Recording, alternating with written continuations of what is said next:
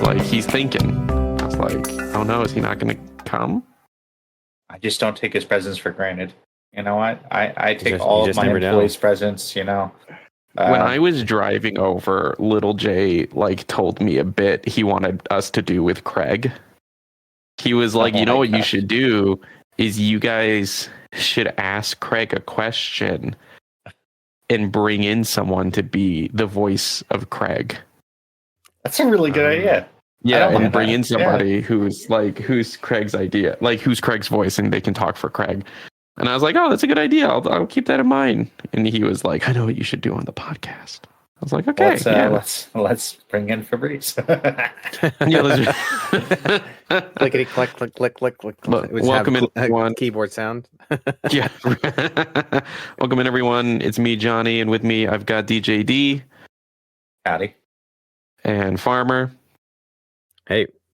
And what you guys don't know is this is actually a video podcast, but just for us. We don't usually have our video on when we do the podcast, but this time we all have our video on for some reason. For those wondering, not that I have received a single message asking how I'm doing. No one has asked. But for those wondering, I'm feeling much better. But now, instead of a terrible headache and a sore throat, I have pink eye. And really, you know, I'm just ready for the end. You know, like it's just, it's what been, are we talking about? It's been 10 days of pretty bad, you know, health problems. And, you know, I'm just ready to go. You know, I'm ready for it to be over. Life is so much better than not life. Okay. How do people deal with this? How do people deal with chronic health problems? Because, man, it's not a vibe. You know what? I was on vacation last week. I've spent my whole vacation sick. If that's not sucks. Just life, right? Yeah. If that's not just life of like, you're like, oh man, I got a week of vacation. I'm super pumped. And you're just like sick the whole time. Ugh. The last time I had 3 days off in a row, I got extremely nauseous the first like day and a half. And it was like, well, okay, all right. And I mean, at least it's not a headache. I mean, who needs to see, right? Yeah. Nobody. Sure. I mean that's why you have two. Okay? Yeah, exactly. That's exactly what I was thinking. That's why you have two, you know, so one can be infected, the other you can look at. What does the Bible say about that? If you have one eye that offends you, pluck it out. Yeah. Pluck it out. Yeah, exactly. And let me tell you what, this left eye offends me. But also a really random thing. So one of my babies had pink eye. She's better now, of course. In her left eye. Little Jay got it in his left eye. Me too. Left eye. Left eye. Interesting. Is that the whole like left and right? You know, I don't know.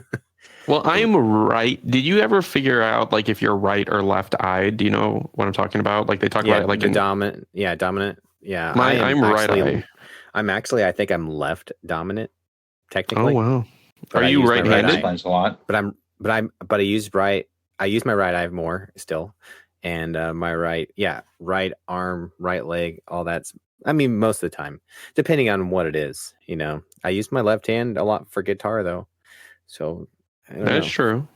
Yeah. Piano playing, you know, you use your left hand. Yeah, you have to use both. Yeah. You get used to it. Chiho is left-handed, and her right hand basically doesn't exist. It like, if you watch her, half the time she just has it like at her side, and she just does everything with her left hand, which blows me away. That's why. Because I definitely use both hands for things. When I was a kid, I wanted to be ambidextrous, but it never took. I tried. One of Bethany's roommates learned how to write left-handed just by deciding to take notes left-handed. And she got to the point where her left-handed and right-handed writing were both great. I always thought piano would be a lot easier if I was ambidextrous or had more like, you know, control over my left hand. Fine control. Yeah. Maybe. I know. I was going to say, speaking of ambidextrous, but it just doesn't work. It doesn't make sense. We're going to segue over. Did you guys watch the Acolyte trailer? Wow, we're jumping right in. Yes. We're jumping right in because I just watched it right before I joined this call. So I'm like raring to talk about. I'm ready to go. I'm so pumped. As you predicted. As I predicted, I loved it. Yeah. One, yellow lightsaber. in Star Wars canon, right? Right. Yeah. It's only been blue and green and purple. And purple. But like in And games, black. you could do it. Yeah, in games you Yeah, can do in it, black. but actually in what in the Ahsoka does have white, just to White, clarify. right. Yeah. Right. So The white that's made it. privilege lightsabers. Okay. That's where we're going with it. That's But where Ahsoka's got the white privilege sabers, yeah. And I'm just saying, I watched it a little bit, but my hopes are high. Why not? it looked okay. So everyone here played KOTOR, right? Yes. You played I played KOTOR? some, yes. Yeah. I don't think So, I got on that Do bandwagon you so much, but think that the lore of KOTOR is going to be brought in for this? The lore in the sense of in KOTOR, when you learn how to be a Jedi, spoiler for a super old game, excuse me, you get to choose between 3 different kind of like Jedi, I don't know, schools of thought, really. There's like the blue lightsabers are for Jedi Guardians, and they're primarily about like and in the game it's about gameplay style, right? So in the game they're more focused on lightsaber fighting, and their whole approach is a more practical, rooted in the world approach. Then there was like the yellow lightsaber, which was for the Jedi Sentinel, which was like kind of a mix of prioritizing force powers and physical fighting, and their whole thing was supposed to be about like finding truth and justice in situations. And then the green lightsaber was like the Jedi Consulars, which they were primarily focused on force powers and primarily focused on like philosophy and such. So that was like the lore in the game. And seeing a yellow lightsaber, I'm like, man, are they going to bring that into Star Wars canon? I mean, yellow, it's a specific color to bring in other than blue and green and purple and black and white. I hadn't even considered that, but yeah, I mean, I could definitely see that. That's a really interesting thing. When I watched it, I didn't even think about that, but that would be a cool thing to see because, as Jedi, you're like, well, as Star Wars mostly only shows you almost like they almost like cater to like the warrior side. It seems like they really want to show you like these warrior Jedi like Luke or Obi-Wan or Qui-Gon. They are more of the fighters, so to speak. Right. Even Anakin, it's more of they're generals of the Clone Wars. Those sort of things. I mean, wasn't actually a master, but we won't get into that. Yeah. But that's interesting. Yeah. And did you guys see the actress who plays Trinity from The Matrix is in it? Is a Jedi? I did. I did not see that actually. I'm interested to see what comes about here. There's an Asian Jedi. First Asian Jedi. I don't think that anything about the Jedi though is really all that controversial. How did you feel about like a Sith being around? Oh, the red lightsaber, the High Republic. Yeah. Is it? Well, that's my question. Is it High Republic era? It is unclear to me what era it's supposed to be. Yeah, it's about 100 years before Phantom Menace, apparently, or something like that. Yeah, it's supposed to be the final days of the High Republic era. But is the High Republic not the time of like the Republic and the Sith Empire duking it out? That's been kind of decanonized. So the High Republic is just the height of the Republic before the Sith like threat emerges. Before that is the Sith Wars or whatever. I think it's fine. Whatever, it's cool. Yeah. And I mean, like when it comes down to it, there's all kinds of different explanations I can think of to explain why a Sith was like around and nobody like necessarily reported it to Ki-Adi-Mundi, who was the only one who said anything about the Sith being extinct for thousands of years. So, I mean, yeah. And here's the thing, right? Like, we all know a very well-established principle in storytelling. The rule of cool. Right? Yeah. Which is, as long as it's cool, it's fine. Right. Seeing a red lightsaber and seeing all the Jedi ignite their lightsabers in charge, it's pretty cool. I mean, I feel like the entire Star Wars everything is built on the rule of cool. Like nothing about Star I Wars would agree makes with sense. that. Yeah. Like, Well, Have you especially guys now, seen this thing? right? Yeah. Real quick, have you seen this thing where it's this fan film that's called The Acolyte? I just seeing What? it, and I think a lot of people have looked and searched The Acolyte and actually found this because it seems to be pretty high on IMDb right now, and it came out in 2022, so not That's that awesome. not that long ago. So it's kind of funny. That's awesome. Oh my god. That's so interesting. Wow. Yeah. I remember did you guys ever watch like Star Wars fan films like growing up? All that jazz? Not too much, no. Oh, okay. I was in one. Yeah, Farmer was you in were one. in one. That's true. I remember watching a lot of them. I don't remember the website, but there was one that had like TheForce.net. yeah, actually that would probably be it. Yeah, there was another one that like I found a couple on, but yeah. Don't force it now.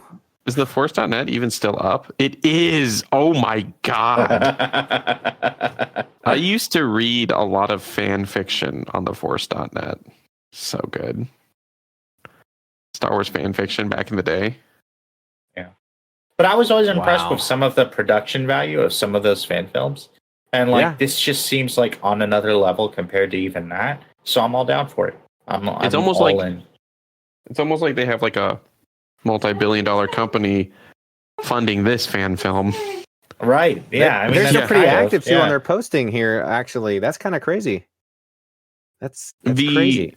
But as far as the red lightsaber showing up right at the very end and like showing that it's a Sith threat, it could be just something as simple as this is the introduction of the Sith that we're going to see, Plagueis and Sidious later, right? To which that makes so much sense. But then also, step 2, if all of those Jedi die, then no one saw it. Right. Or, Right. you know what? People could just refuse to believe it, right? Like people do that in the real world all the time. They refuse to believe even less things even dramatic. with evidence. They don't you know, I mean, they all survive, and just the Jedi Council just doesn't believe it. Yeah. So Yoda's still going to be alive because Yoda's like 900 years old. Yeah. So Yoda's going to be in this show. I would expect a cameo, I think, when it comes down to it, yeah. I mean, I don't think that Star Wars, like, alternate projects can resist doing cameos. I wonder, I don't know, maybe it was in the novelization of Revenge of the Sith, they explained that Yoda, being the Grand Master, is the head of the Jedi Order, but that Mace Windu was the head of the Council. Yes, and the Council is the one who controlled the Order. So there was this interesting, like, two high positions, right? The head of the Council, but then also the person who's like the head of the Order. So it's like CEO and CFO, kind of, I guess. But like, I can't like CEO how could and they? COO, I think when it comes Would to Yoda be the head of the Order that early, or like I guess they've never explored that this early on of like when did Yoda get that position? I wonder if the High Republic books do. Are there books? Initially, wasn't he the one who came up with the Order as a whole? So he's like created it, right? Yoda? I have no idea. What? I have no idea what's canon anymore. I have no idea what's canon. I mean, it's really hard to say how they're going to play that. Like, of course, there's been Jedi way before him, but it's like what era of Jedi Order is it going to be? Did he develop this new style of Order? How it lays out, and like how it actually, how it worked in the Republic, so to speak. This Jedi Order is like the Protestants of the Jedi Order. There's like the original Catholic Order they split off from, right? And so maybe that's why nobody can believe them when they come back. It's like, oh, you're the outcast. We don't trust this Jedi Order. But I don't know why people are mad. To be honest, I don't understand why people are mad. It looks super cool. It looks like I haven't read why people are mad. I just knew people were mad about it. Not knowing why people are mad after watching the trailer, I have no idea why people are mad. Super pumped. I just want to get away from the Skywalker saga. I want to just Yeah. get away from that Yeah. period of time, get away from that thing in Star Wars. Let's explore something else. Exactly. Well, you And can that's do- kind of why I kind of made me excited, honestly. It can because be earlier or later for me. I'd rather it Right. be 1,000 years earlier or later, something Right, totally different. exactly. Hey, you know what? If they want to do 100 years later and we got great grandbaby Skywalker, that's cool with me. Or if we want to do a couple hundred years before and there's no, nothing, that's cool with me too. I Well, would like, like I to don't see even- them. Go ahead. No, you first. Well, I was just gonna say I would like to see them actually flesh out young Jedi's or something like that. That'd be a great TV. Oh, Mm. sure. Yeah. That would be. Apparently, I they've love done a those little books. bit of.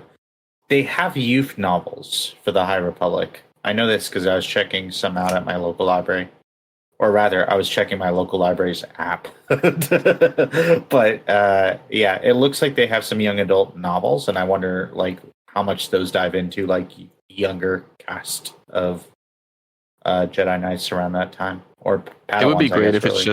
it's just about like Jedi who are like wanting to date other Jedi, but they're not supposed to Oh because my they're younger. God. Probably a big part of the book series, really. Did you guys see that Rogue Squadron's kind of a? Did you Yeah, see Rogue Jedi- Squadron's coming back? What do you mean it's coming back? into works? Yeah, it's back into works. Like for TV Yes. or for like a show or something? Yeah, I think so. Wasn't it You know that originally they were- slated to be a movie? I think it's still going to be a movie. I think. Okay. Yeah, I so didn't see that it it was was coming back. it was announced and then it was shelved, and I think what they said on the 15th they've revived it. So that's pretty interesting. I would love to see a good Rogue Squadron, something again outside of the vein of what we usually get in Star Wars.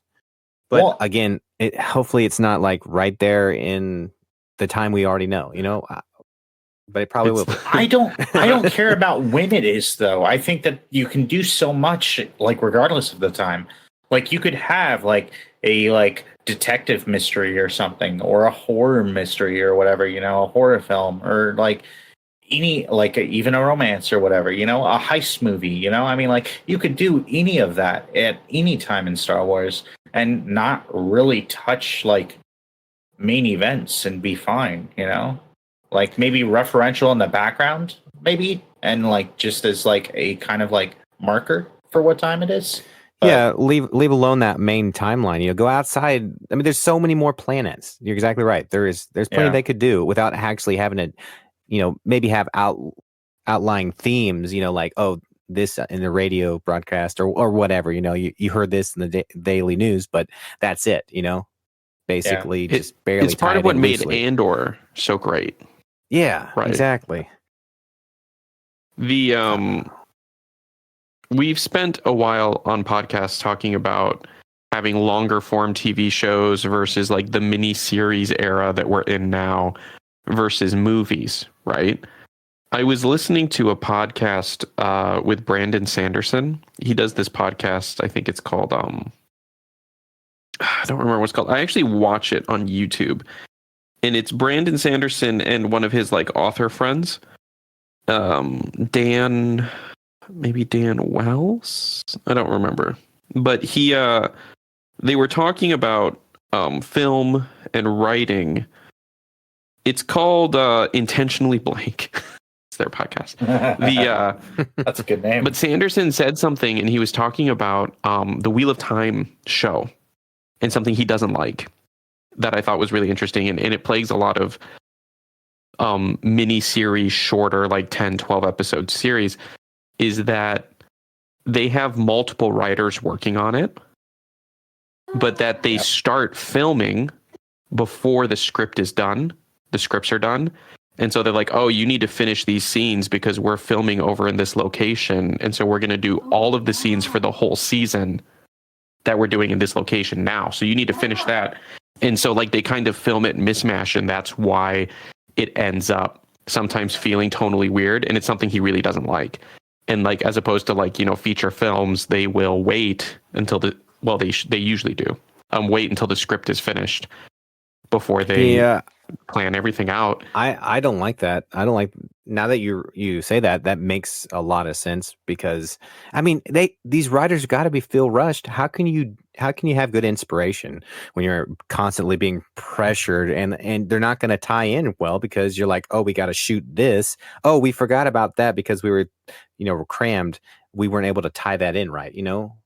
And when you have 20 episodes, those cornerstone long-term story episodes are all probably written by the same guy, right? Or the same few people. And you just have more episodes to split for people to be writing. Right. Like, oh, okay, well, for this arc, so-and-so is going to write this many episodes. And then these in-between filler episodes can be written by whoever. Right. And all of that. And so, yeah, it's just, it was really interesting to hear him talk about it. And I was like, oh, that makes so much sense. It's kind of funny.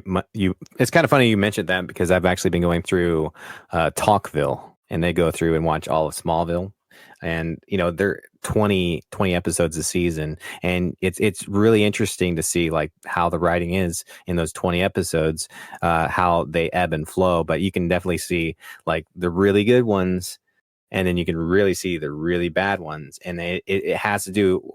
Obviously, they're stretched for time because of 20 episodes, but also it's like, it's like you can tell as they go through them, like, oh, I hated this one. It's like this was terrible. It's like this was great. This was great, Smallville. This is what all of them should have been. And Michael Rosenbaum goes on and on about it because it's like I just want every episode to be this good and not this.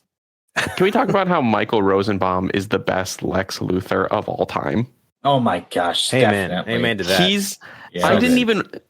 I only watched the first like 3 seasons of Smallville back when like every episode had the same plot, right? So I watched and I didn't even see every episode because you didn't have to see every episode, right? Because they all were the same. So someone shows up to Smallville who has gotten powers from when Clark landed.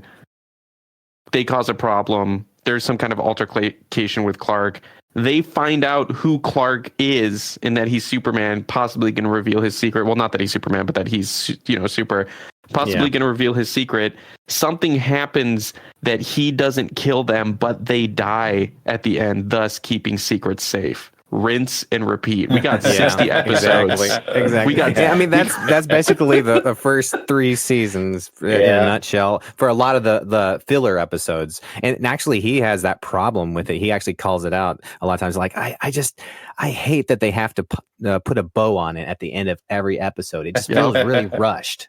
I mean, that's what's funny to me. I mean, I feel like it started to get more serious and more interconnected and interesting. That's when I stopped watching.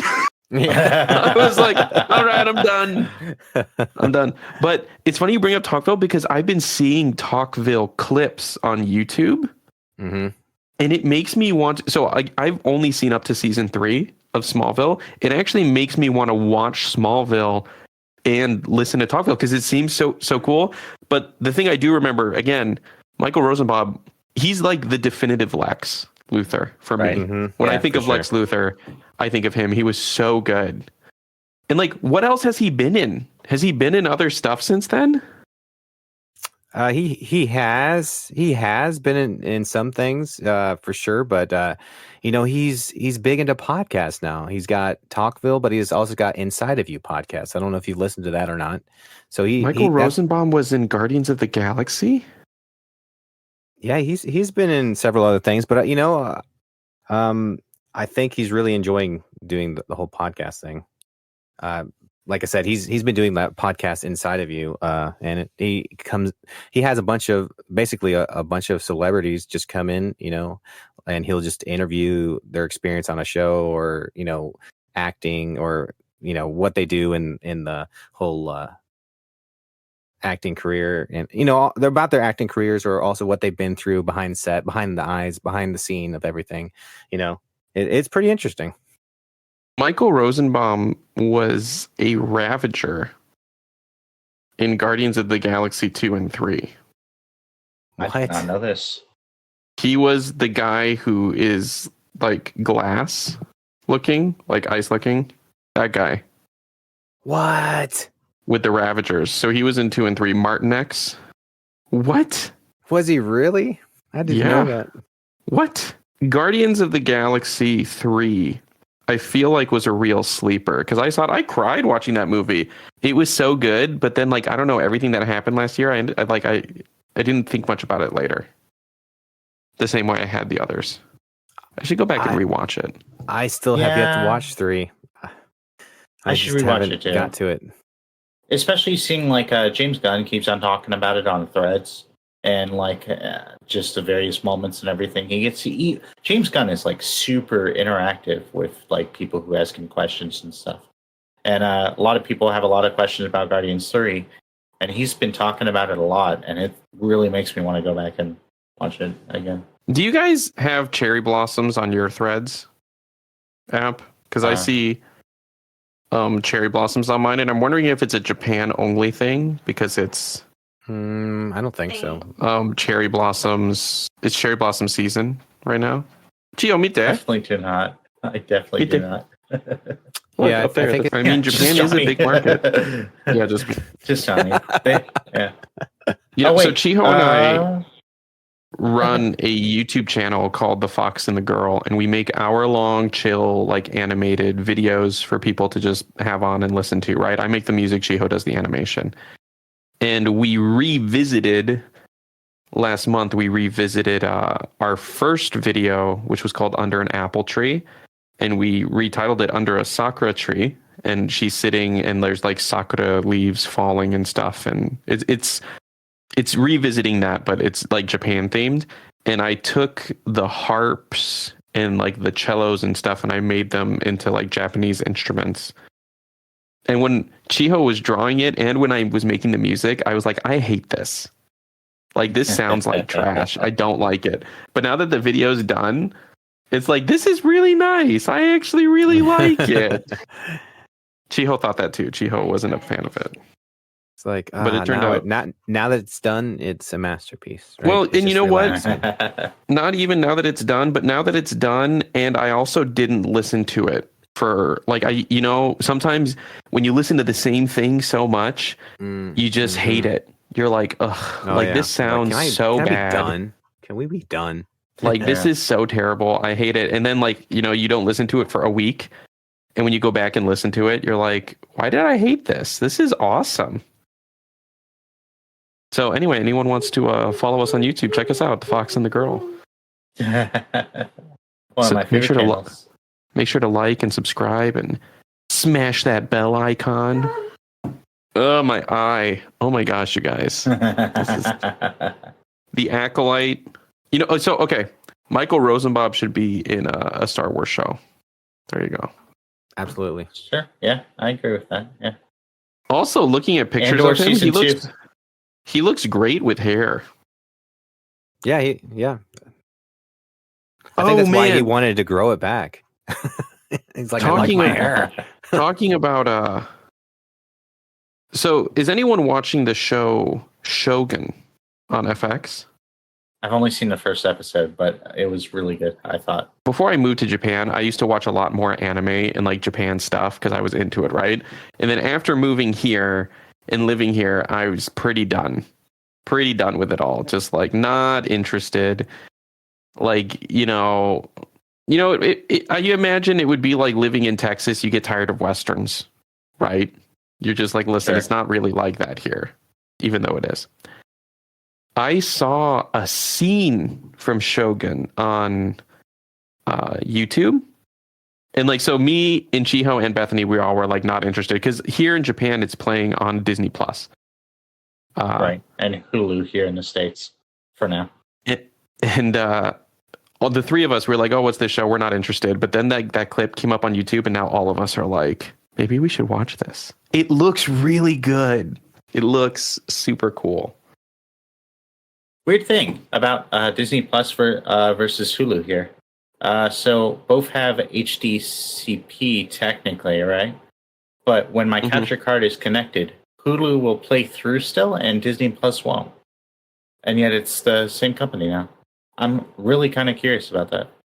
Well, I mean, just because it's the same company, they may still be running on separate, like, Yeah, servers but and Hulu stuff. also did a whole interesting. thing after that acquisition, I think, where they changed a lot of their backend Is stuff. that But, yeah, why Disney changed their logo for Disney Plus?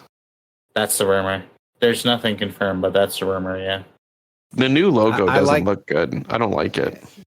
I like how they just went from a dark blue to this. We just decided to bleach it. That's Well, what it feels like. So what they're trying to do right now is integrate Hulu into Disney Plus for a one app experience, but they're like doing it very, very slowly, and they're being very particular about what shows that they bring on to Disney Plus through that. And obviously, like, a lot of that is already available on Disney Plus in other countries that don't have access to Hulu. But I think they're trying to kind of get rid of the Hulu experience slowly. There is Hulu in Japan. I just don't have it. So I don't know what's on there. I also don't know if they like continue to exist through this. Because like that sounds weird, but there are coffee shops here that like don't exist in America. Like they went under in America, but the Japan version still exists. It's really weird. That's wild. Interesting. That's crazy. The biggest one that's like the most well known is called Borders. Yeah, no, but really, it's called Police Coffee. And it's like an American coffee brand. But I believe they are no longer in business in the US, and they just are in business here in Japan.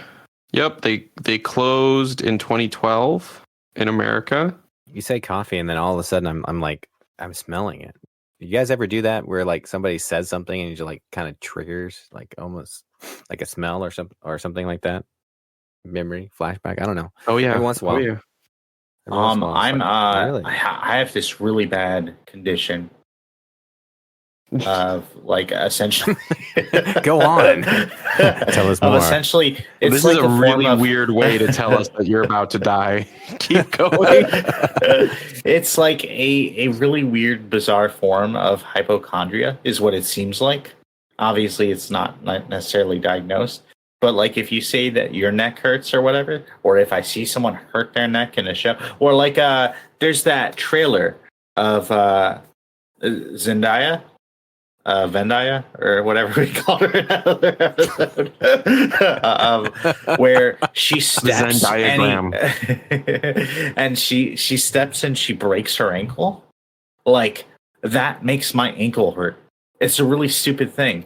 Or like, that's interesting. Yeah. So it's like almost like a neural, like a visual neural thing. Right. You. It's like, almost it like sympathy pain. Like, it's really bizarre. Yeah. Or like if somebody, the opposite of a phantom pain, the opposite. What Dee doesn't realize is I'm sitting under his desk when he's watching that movie, and I'm hitting his ankle with a hammer whenever he sees that trailer. We also rigged his chair, so there's actually voltage anytime. Like, oh my god, like different levels of voltage whenever he's going through a video or something. Like one of those 4D movies, where like they do all the We're things. on the fourth element here. We're giving you that 4D experience. Does anyone like that? 4D. I will say that one of the very few movies that I walked out of was a 4D movie when I was like 8 or 9 at Disneyland. And it was Honey, I Shrunk the Audience was the movie. Honey, I Shrunk the... I saw Star Wars The Force Awakens in 4D. Really? Wow. I'd seen it a few times, but like that was the only option to see it in English. And so, like, we went to see it, and I'm going to be honest, I really didn't like it. I really didn't like it. Like, whenever they were in space, like, the chairs, like, did this weird floaty maneuver. It was awful. I was just like, wow, I would really love to just sit and watch this and not be freaked out. My only experience from a theater like that was actually more like a museum experience where they actually had like this educational film. It was actually really cool because you were flying this plane over in Alaska, and it was educational, but it was also in a way it felt like a roller coaster. And I love roller coasters, but because you're up and down with the plane, you're going through, you're really close to the water, then you're going up to the mountains. I was like, this is pretty awesome. I'm not gonna lie, I couldn't believe that I was getting that much effect out of just sitting there in that chair. I couldn't believe it was actually affecting me that much. So, I mean, that's my experience from it, and it was cool. I had a hard time focusing on the movie. See, and I think that that's what time. helped it for me, because it wasn't like an action film or anything that like particularly like it was actually a movie. It was more like, you're experiencing this wide frontier. So you're able to just, it was just visual. You were just taking in the sight, like looking at a plane or something like that. So you were just there for the ride. You weren't trying to, get the concept of a story or what happened in the plot or anything like that. You were just there to enjoy. I think when spoiler for an old movie, when Kylo stabs Han, I think like the chair did a little like as if you were kidding. Because I remember that happened at least once while I was watching it. And I was trying to remember which part. Maybe Finn stabbed someone with the lightsaber. I don't know, but there was multiple times someone got stabbed with the lightsaber that the chair was like, and I was like, I don't like this. It's like the rumble feature on controllers, except like 1,000% and everywhere. Yeah. I remember Shed Aquarium had a 4D film too that my family went to go see, and none of us liked it because it was a SpongeBob film, short film. So I already was not a fan because I don't like SpongeBob. Goodness. And then also, like, I don't know if I forget. I think it was Patrick or Squidward was like in like had like a saw blade and was chasing you around. I was like, this is not fun. Like, what the heck? You're letting little kids watch this? They're going to be scarred for the rest of their lives. Little did they know it was David who was scarred for life. True. Not untrue. Yeah. Oh, so last week, I took little Jay to Tokyo. We both had pink eye. Went down to Tokyo to have fun. Took the train down. We went to a Pokemon Center. There's an aquarium in Tokyo Skytree, which is like the third largest structure in the world. Because it's not a building. It's like a big antenna that you can go up and stuff. There's an aquarium in there. It was super cool. We went to the Ueno Zoo. It was Johnny's first time seeing a polar bear in real life. And It was really funny because the first thing he said, we got over there and he could see it and he was like, oh my God, it's huge. I was like, yeah, dude, these things are huge. He saw, they had an American bison at the zoo. It's the first time that he saw one of those too. Yeah, those are rather big too. They are. Well, it's funny because at first he was like, oh, it's small, but it was laying on the ground. And I was like, no, look, it's laying on the ground. And he was like, oh.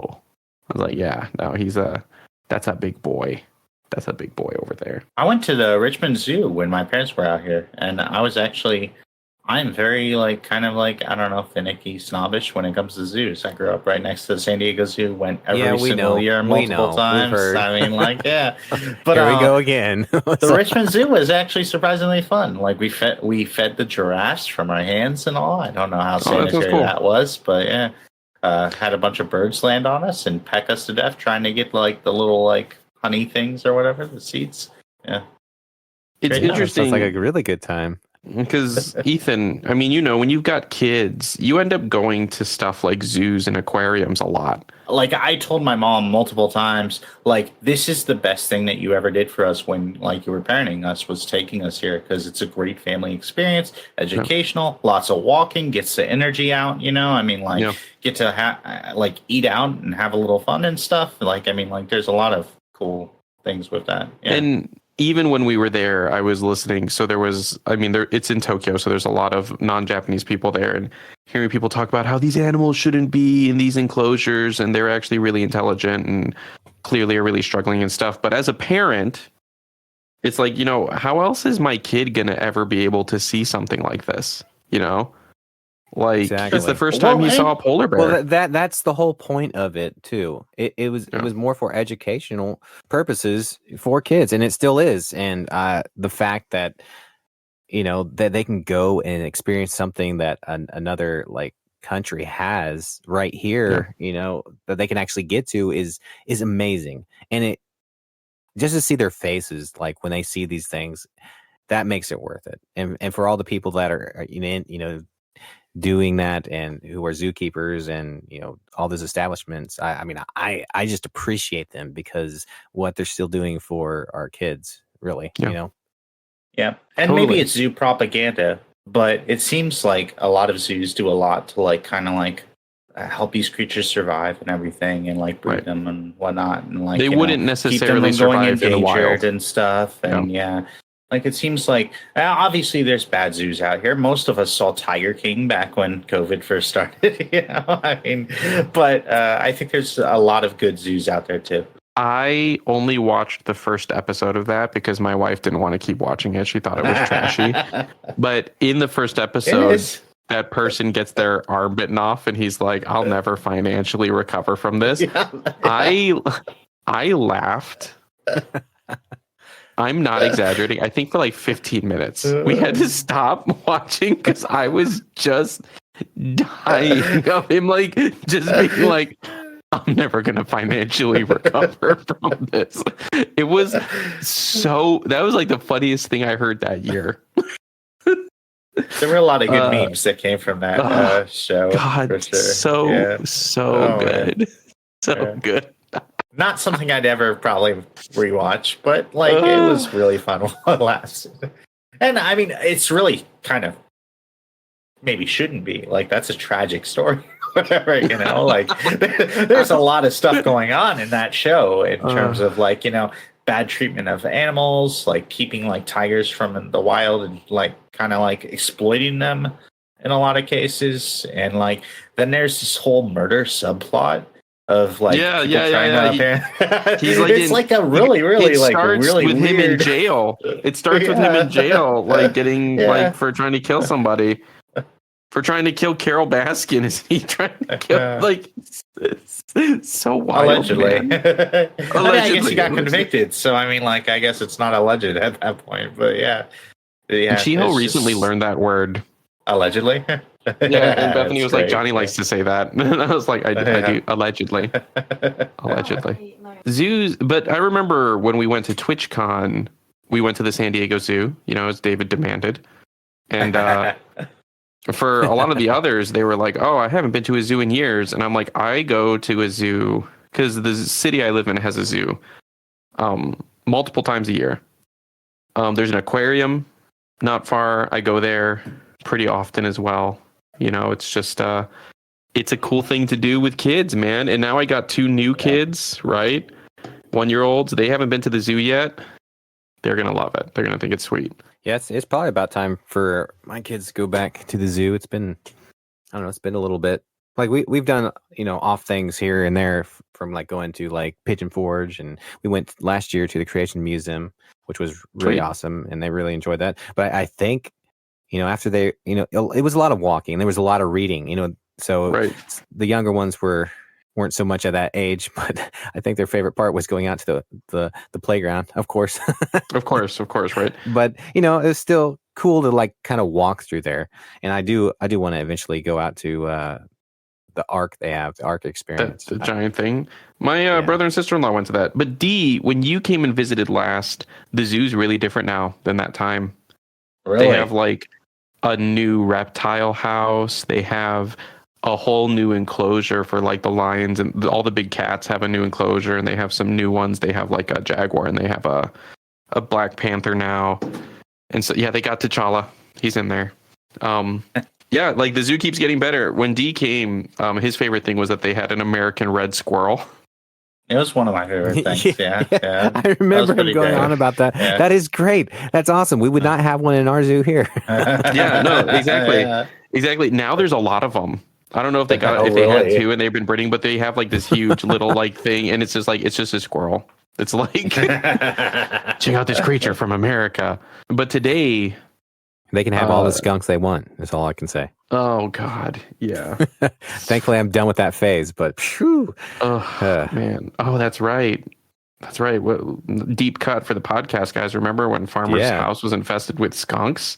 Yeah, it was rough. It was rough. And he set them Little all on callback fire there, and but burned yeah. his house down and collected the insurance to build a new one. Yeah, I remember that. Nobody in the South does that. Come on.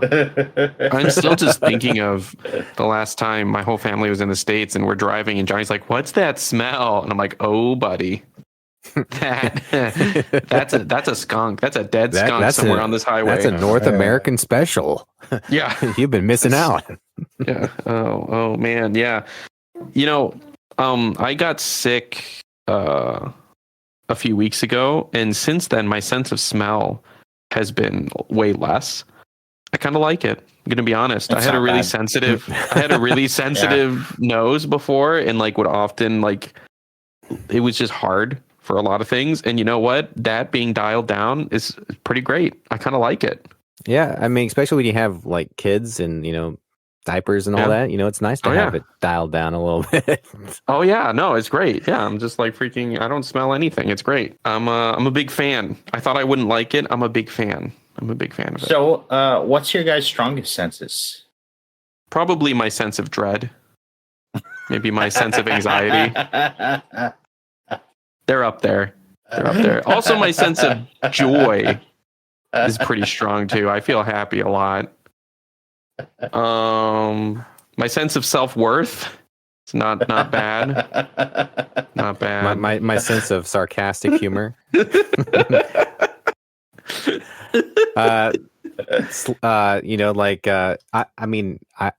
Maybe even pranks here and then, on the sleeper side of sleeper pranks. I don't know. I have really good vision. And even though I play drums and was exposed to a lot of loud noises, my hearing's not bad. Probably is the best between those two. Johnny, weren't you going to bring up something? Were you going to bring up something on the podcast today? Was I? What? I don't know. I thought there was. You got something, and you mentioned that. Huh? What? You got something this week, and you were going to talk about it in the podcast.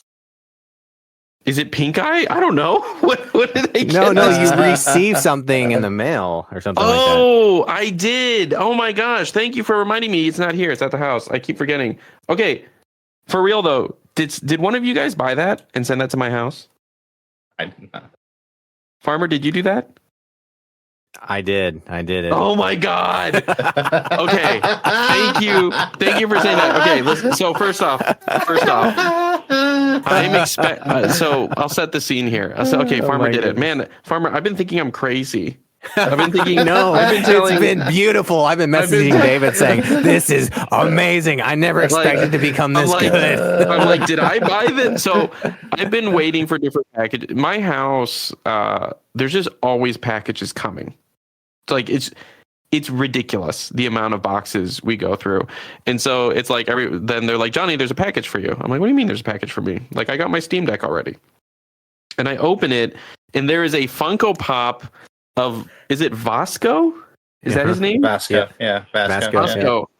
And I'm like, what is this? Who bought this? So first I even posted about it in the Discord and no one says anything. I'm like, who bought this for me? This is the most disrespectful gift I have ever received. Wait, you won't know. Should we explain who Vasco is real quick? Like, sure. Go ahead. Who is Vasco? Yeah.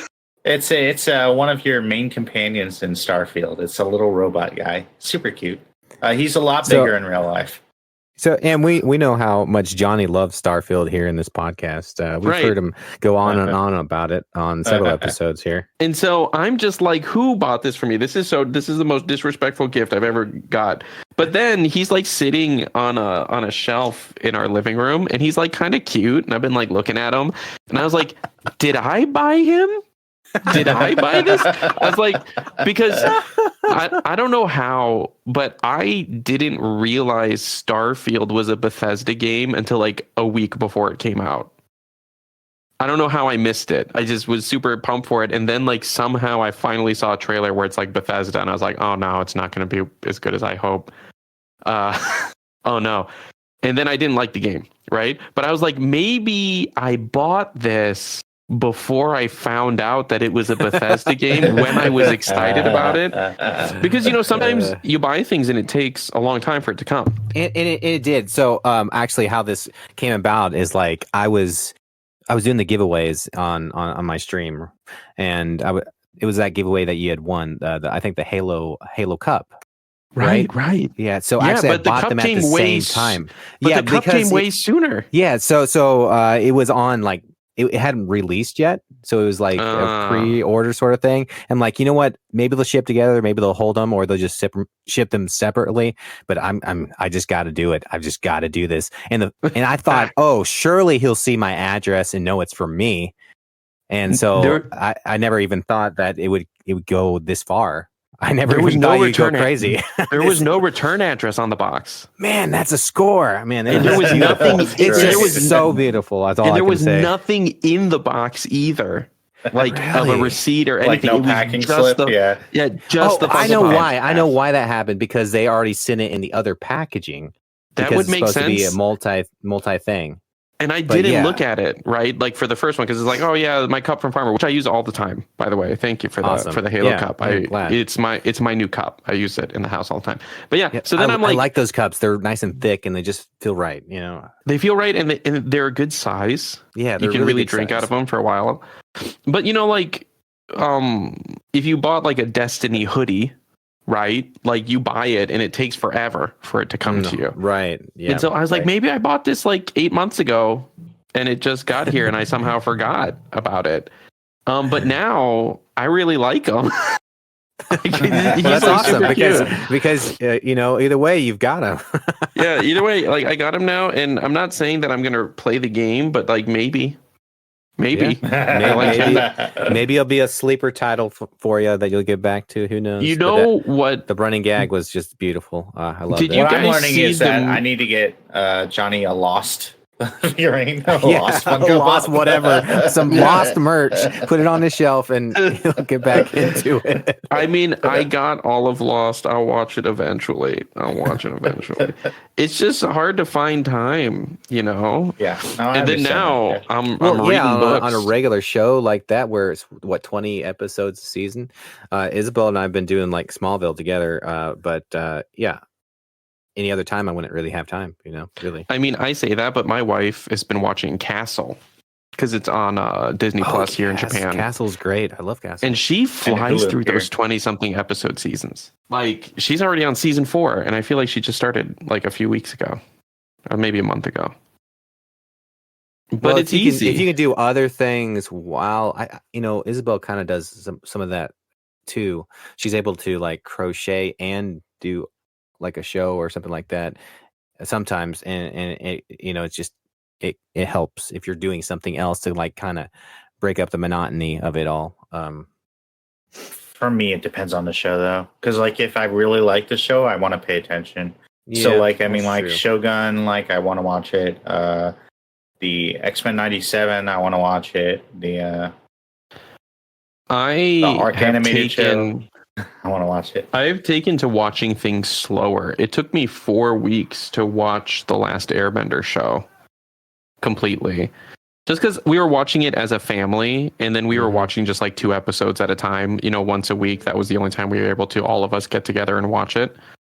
And I actually really liked that. Maybe I'll go back to doing stuff like that again. I actually tend to prefer that more these days, because back in the day, I would run through everything, and you'd kind of you would catch a lot of it because you're being consistent. You're like, okay, I know what's next on the subplot. But I think there's just something about the marinating of thinking it over the week or something like that, like when it releases, so to speak, like 1 or 2 episodes, and then you can like, well, even a day has been that bad. So we'll like watch 1 or 2 episodes a night, and then I'm just like kind of able to like kind of pre-anticipate. Like I've already watched these, of course, so it's a different kind of thing, right. but still you're able to like not fly completely through it and kind of think, oh, this is what we watched last night, this happened tonight, and I'm kind of like taking a different perspective because I'm going through the podcast as well, so it's like all the behind the scenes and seeing what's going on. It's really cool. And in the behind the scenes, have they talked at all about the cult that the actress who played Chloe was in? Well, yeah, I mean they don't approach that subject. They try to stay away from that, so to speak. But smart. He does. That is smart. On his podcast, I think they actually go into the deeper aspects of the cult. So if you ever want to listen to that, I guess go have at it. They really I do. I know you do. I know they had an episode with the girl who plays Lana Lang, and I think they talked about it a little bit during that episode. Oh, I know her She name. was Her name's roped Kristen. Krug. Yeah. Yep. Is it Krug? I know her name. It's the same because one of my best friends, his mom's name is Kristen. Yes, never forget. I'll never forget it. Kristen. Yeah. It would only be better if her name was Martha. Batman Superman's mom's name. Why'd you say that? One of my friends here, his mom's name is Martha, and like somehow it came up. He's like, "Oh, my mom's name's Martha," and I was like, "Oh, no way, Batman's mom's name is Martha," and he was just so like, "What?" And Sue, like, and Clark, I'm like, Superman too. Kent's. Superman's mom's too. Yeah, Martha. Crazy. Yeah, y'all have the same mom's. Your mom has the same name. Wow. He was just so taken aback. I bet. He's like, okay, what? Does anyone have any closing comments before we wrap up? Happy Easter to all who observe and celebrate. Yes, it is Easter as we are recording here in Japan. Happy Easter, and is that it? I think so. I think so. Awesome. Yeah. Well, thank you guys so much. Everyone, thank you so much for tuning in for another episode. Make sure to give us a positive rating wherever it is you listen to, or a negative rating. Just leave a rating, please. If we don't become famous, we'll become infamous. Yes, exactly. If you need to write something, you can just write that DJD forced me to write this. That's DIJADI